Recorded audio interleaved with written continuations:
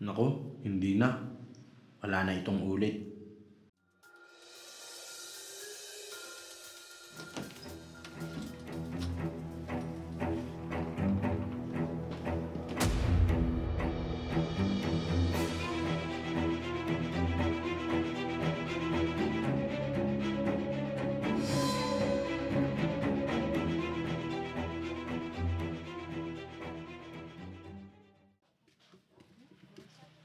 Hello, Insan.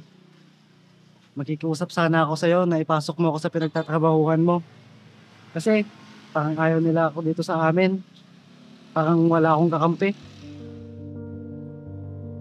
Ganun ba? Bakit? Hindi ka na ba mag-aral? Ayaw nila akong pag-aralin. Kasi kinukulang sila nanay at tatay. Saka malayo yung universidad dito. Kung ganun, sakto. Naghanap ako ng tuturuan ko sa trabaho. Kinukulang kasi kami sa tao. Salamat, Insan. Baka bukas o sa makalawa, pupunta na ako dyan.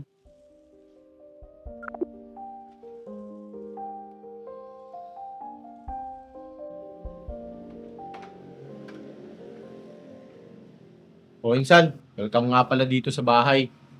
Libre naman lahat sa'yo dito. Kain, allowance mo, basta tuturuan mo na kita. Oo, Pinsan. Salamat at pinasok mo ako dito. Wala na kasi akong ibang malalapitan. Wala yun, Insan. Oo nga pala, tuturo ko sa'yo kung asan yung kwarto mo.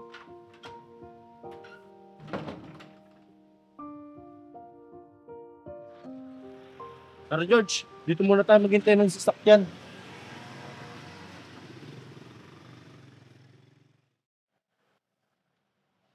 Ano? Ayos bang trabaho? Sigurado, pag umayos yung trabaho mo, tiyak, lalaki ang sahod mo. Pagbutihin mo lang. Oo nga. Salamat talaga. Napapaisip ako pinsan, kung bakit ganun na lang yung trato nila sa'yo, doon sa inyo. Ewan ko ba? Alam mo ba, Pinsan? Ang ganda ng trabaho ng ate at kuya ko. Talaga? Oo, 5 digits yung sinasahod nila buwan-buwan. 5 digits? Hindi kapag 10K, 5 digits na yon. Malaki na rin, hindi na rin masama. Tapos, alam mo ba, nakakuha ng bonus yung ate ko. Grabe, laki nang nakuha niya, 25K. Ganun ba?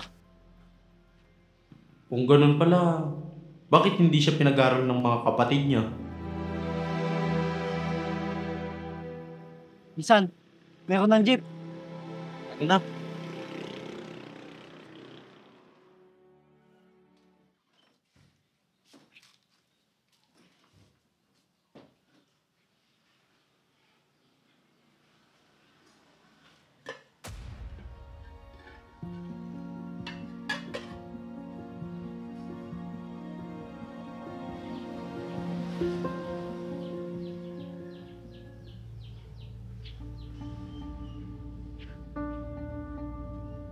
Minsan, wala na ba tayong pagkain?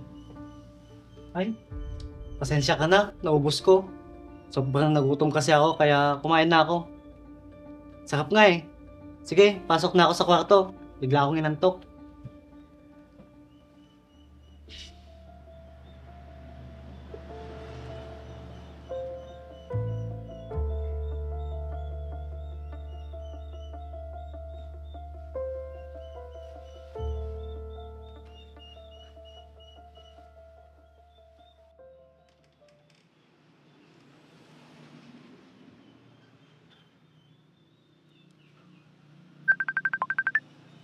Hello, Nay.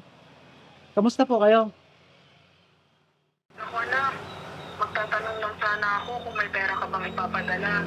Kasi wala na kaming bigas dito. Wala na kaming maisasaing para mamaya. Ganun po ba, Nay? Sige po. Total, mabait naman po yung pinsan ko dito. Panigurado, magbibigay yon. Sige anak, sana hanggang mamaya makapagbigay ka ha. Oo, Nay.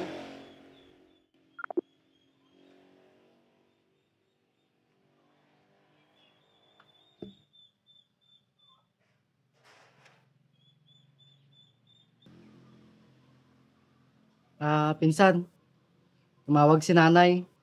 Kailangan daw niya ng pera kasi wala na daw siyang maisasaing. Ganun ba? Baka pwede sa mga kapatid mo muna sila humingi. 'Di ba sabi mo malaki yung sinasahod nila? Oo nga, pero sa akin kasi nanghihingi ang nanay ko. Yung kaso kasi wala ka pang isang linggo na nagtratrabaho. Tsaka sa katapusan mo pa makukuha yung allowance mo. Yun rin kasi yung sahuran. Sige na, magkano lang naman yon? Bigyan mo muna ako dyan kahit 1,000 lang. O sige. Ito. Bayaran mo na lang ako pag nakuha mo na yung allowance mo. Salamat ah.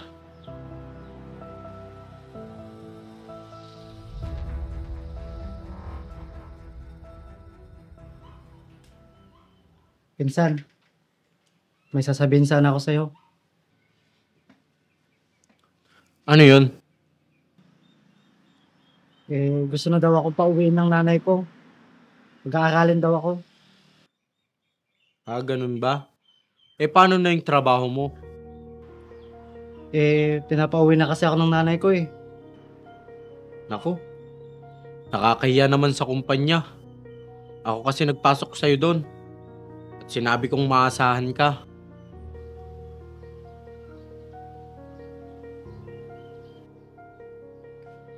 Ang sabi mo kasi hindi ka na pag-aaralin. Kaya pumayag ako na dumito ka muna. Hindi ka man lang nagtagal ng 3 o 6 na buwan.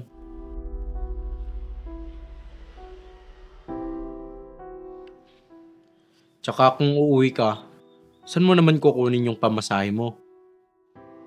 Di ba may allowance naman ako makukuha? Yun na lang yung pamasahe ko. Halos nagastos mo na rin yun. Kasi nagpadala ka sa nanay mo. Tsaka humiram ka sa akin ng pera para sa mga bagay na binili mo na hindi mo naman kailangan. Di pahiraman mo muna ako para makauwi ako. Babayaran na lang kita. Kailan mo babalak umuwi? Bukas sana. Ano? Bukas na? Hindi pa naman ibibigay yung allowance mo. Sa susunod na linggo pa yon. Bigyan mo na lang muna ako dyan. O kaya manghiram ka kila mama at papa mo. Total, mababait naman sila. Naku naman. Nakakahiya naman. Ako pa talaga manghihiram para sa'yo. Sige na. Kaya mo na yan.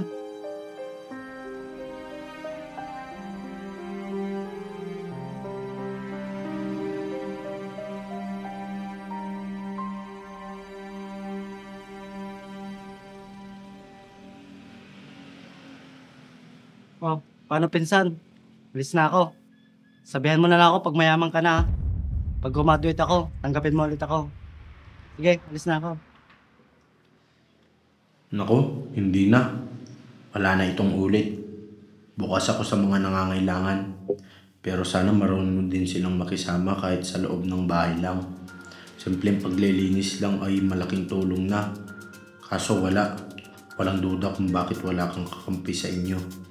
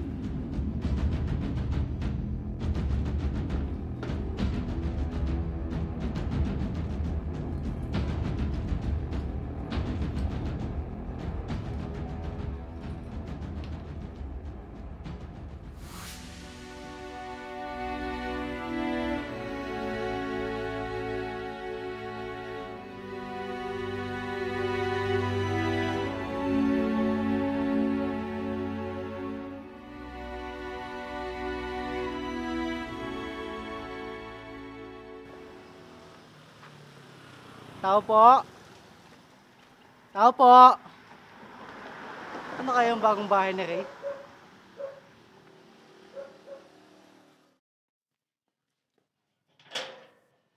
O George, napadalaw ka. Ang laki na ng bahay mo. Tapos, may sasakyan ka na rin. Parang kailan lang. Ang bilis ng pag-asenso mo. Kaya nga eh. Baka pwede namang ipasok mo ulit ako sa trabaho mo. Naku, pasensya ka na George. Wala kasing bakante sa trabaho ko ngayon. Ganun ba? Baka naman pwede mong gawan ng paraan yun, pinsan. Yan kasi ang hirap sa'yo George. Binigyan na kita ng pagkakataon at tinulungan. Pero hindi mo pinahalagaan. May sasabihin sana ako sa'yo, pinsan. Oo, alam ko na kung anong sasabihin mo. At alam ko na rin kung anong dahilan.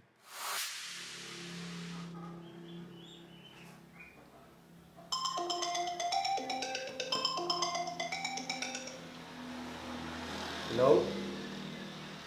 Hello? Sino po ito? Hello, Ray. Ang tita mo ito, nanay ni George. Tita. Napatawag po kayo. Oo, napatawag ako. Dahil gusto ko sanang magpasalamat sa'yo. Pasalamat? Bakit po? Kasi kung hindi dahil sa'yo, hindi ako makakapagpagamot. Ha? Ano pong sinasabi niyo, tita? Ako, Ray. Alam ko mabait ka talagang bata. Huwag mo nang ikaina. Sabi kasi ni George, sa'yo daw niya nakuha ang perang ginamit ko para magpagamot. O siya, sige na. Ibababa ko na ang tawag. Gusto ko lang naman magpasalamat sa'yo.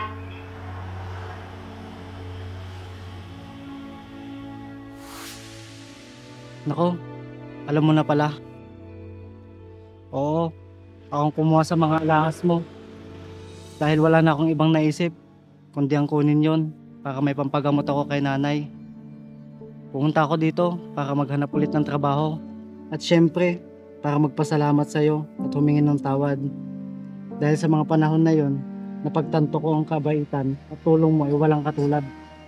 At hindi maganda ang inasal at ginawa ko sa'yo. Mabuti naman at naisip mo yan, George. Basta wag mo nang uulitin kung ano yung ginawa mo. Okay, Sige, tara. Pasok muna tayo dito sa loob. okay, salamat.